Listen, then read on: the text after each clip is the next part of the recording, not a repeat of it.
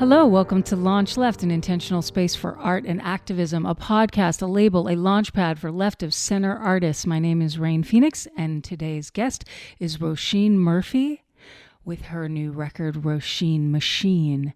Please don't forget to rate and subscribe. Follow us on all socials at LaunchLeft. Welcome to the show. Thank you.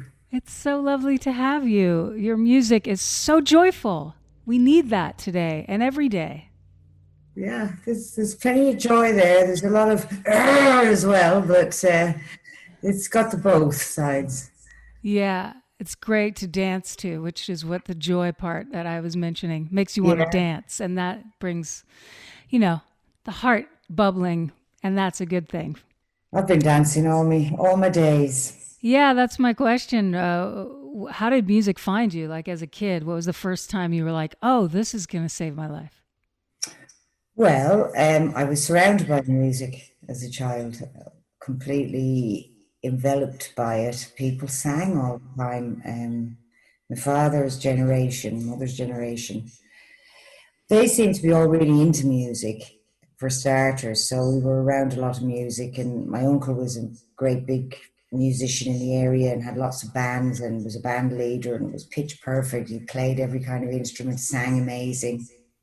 Had a couple of jazz bands when I was growing up as a kid, would play all day sessions on Sundays in the summer. And I was going to them as far back as I can remember. It might be one of my first memories dancing there to trad jazz and so on. Wow, so it was kind of in your DNA. It's like from your earliest memory was music and dancing.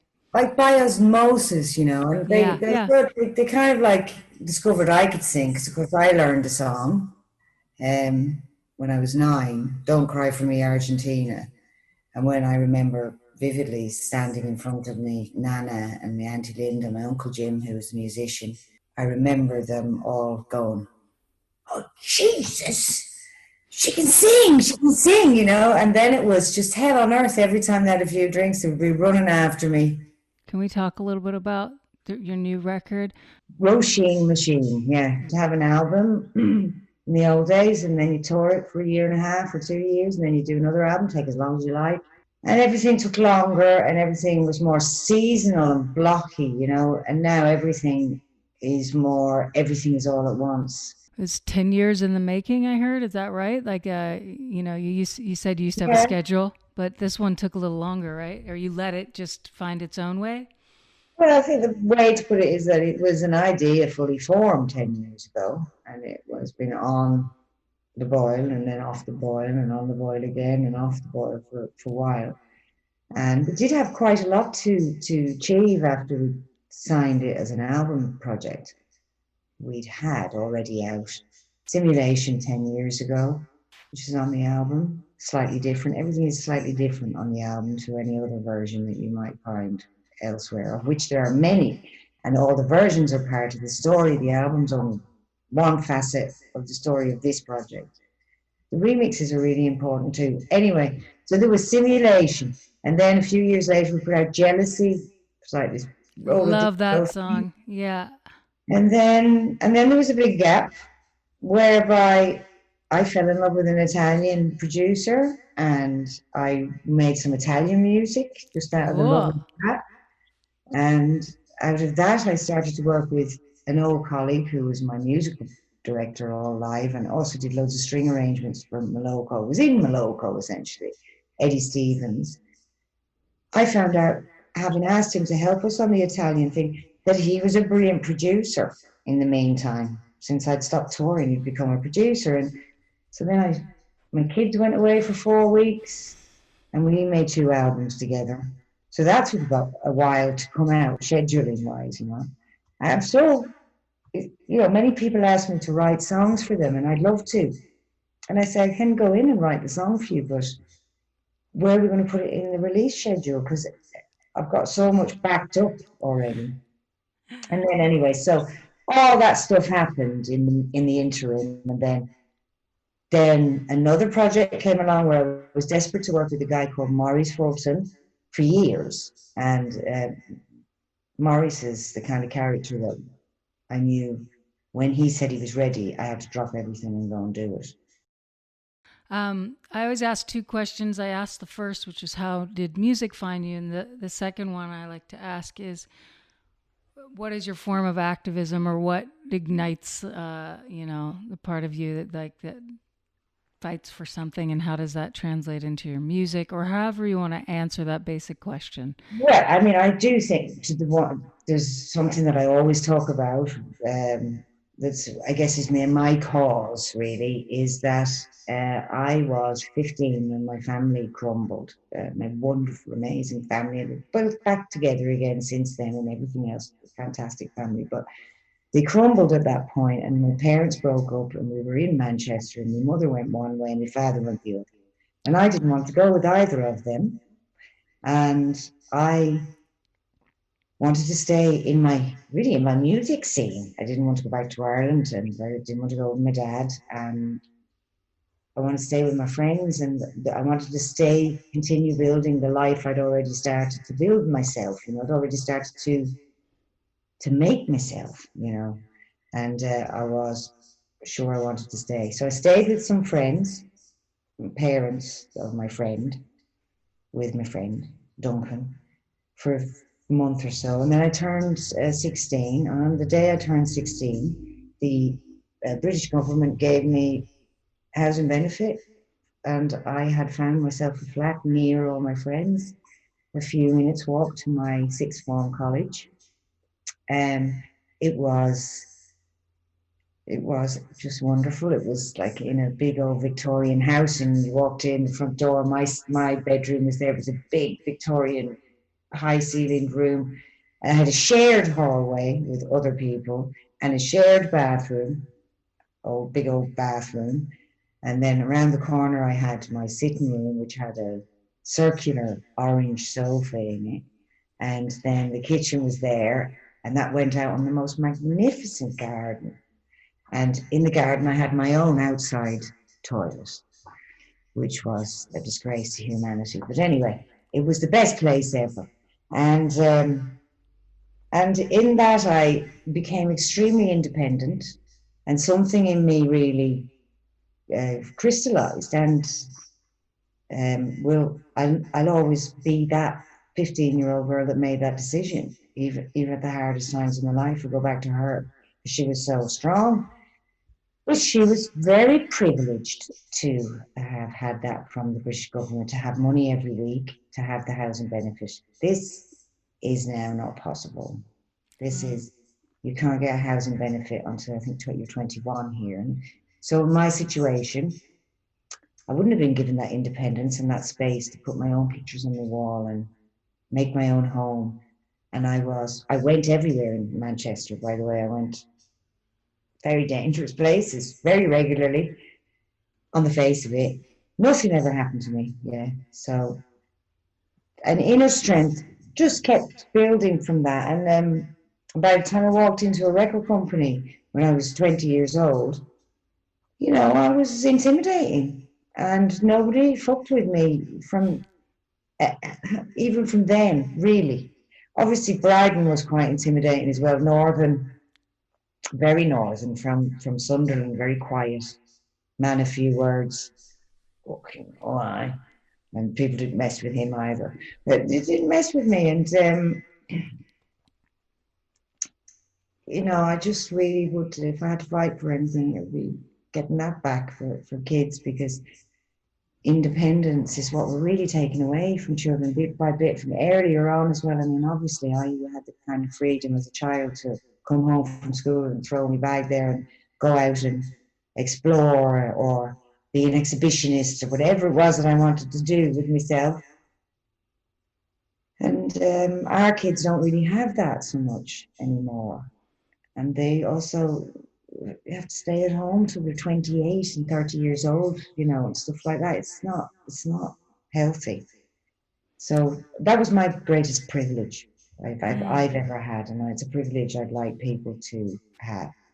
Yeah, that totally makes sense. Otherwise, I would say I let my gut do the talking. I let it be known. I think it's known I hope it's understood, even within all the dissonance in the work, all the different stories that I'm telling and the different images that I'm throwing out there, that people know that it comes from a real place, it comes from the heart, and that I work with music people who are in my world and they're in my, let's say, orbit, they're planets in the same music orbit, that it's a natural thing that happens and it comes from a true place. And that for me, I think should do the political talking for the work, because I'm so into every crevice of it. Yeah. Everything that you see is of me and from me, and everything that you hear is blood, sweat, and tears.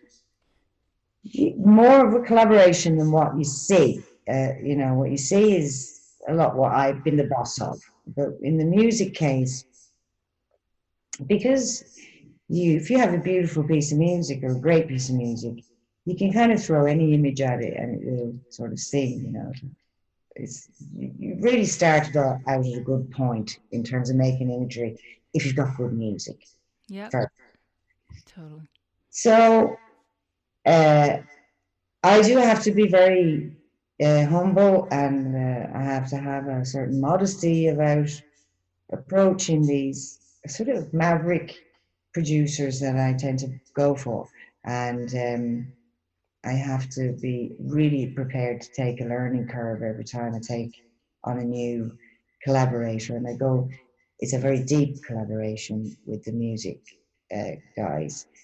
And they trust me, to a degree that I don't have to work for their trust in certain ways that I do in other spheres that I work creatively. Are there any bands that you're really excited about right now that you've been listening to this summer that you want to share with our audience? Well, I was going to talk about Rhythm and Sound, our basic channel. They're known as a few things, and there are also a few labels. And it was really a kind of scene that came out of. There's two guys, uh, Moritz and Mark End or something, I can remember. I've only just got into it. Seriously, it's something that's happened really at the beginning of the '90s in Berlin, and is kind of dub techno that they came out of, and then they went really into dub, and I'm super into dub at the moment, and so I've been listening to a lot. I started off by listening to the rhythm and sound stuff, which is really more Jamaican sounding proper dub. I mean, the basic channel stuff that's airier and, well, concurrent as well, I think, is more minimal dubbed techno. But I'm getting more into that side of it now too. But I do love a bit of dub, and this record is quite dubbed, has an influence of a sort of disco dub. So I've noticed on your YouTube that you have been posting really cool kind of at-home videos during lockdown to some of your songs. Can you tell me a little more about that? Yeah, well, I mean, I've been directing all the videos for a long time. These are a bit different to videos. They're real live vocal to track, and they're live take from my lighting engineer that works with me live. He brought all the live kind of content that I use on the screens, and I dressed up in various different guises and did a few performances where the content video footage is beamed onto me or beamed into the room, and all that's done as a live take as well, a live vision mix, if you like. And so we did them during lockdown, and in the summer I was in Ibiza on holiday, but because I'm a machine, I had to do some work. So toward the end of the holiday, I was ringing London going, right, get me, I need a cinematographer and I need a sound person.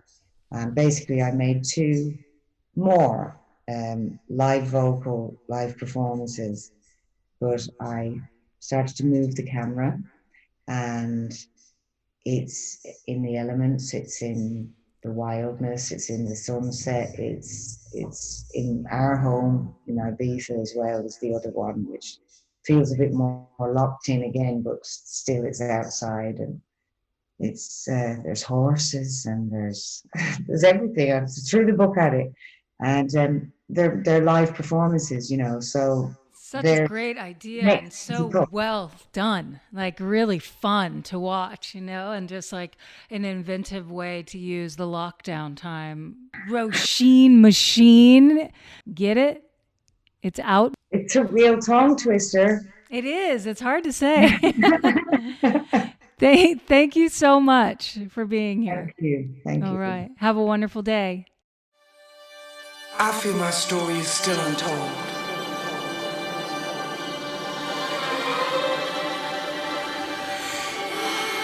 But I'll make my own happy ending.